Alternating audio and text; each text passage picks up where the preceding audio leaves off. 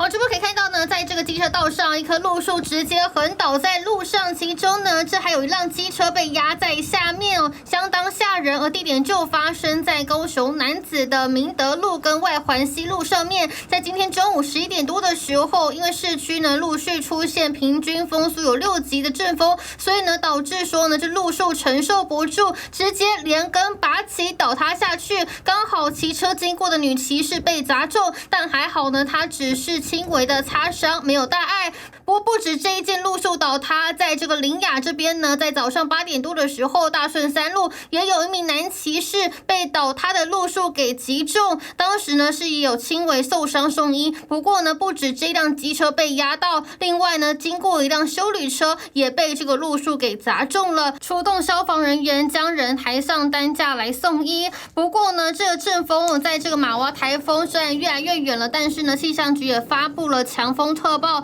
在高雄跟屏东呢也都有强风，大概会有出现10级的强阵风，要特别注意。因为在潮州这边的光复路也有呢，这个大楼的玻璃直接被强风给吹破，应声的砸落在底下的停放轿车，车顶的这些挡风玻璃也都被砸破，但还好当时呢没有路人经过，是没有造成人员受伤。不过呢，玻璃吹破砸落情况呢，还是吓坏不少路过的民众，现场也拉起封锁线，要提醒民众注意。上是来自南部的详细情形。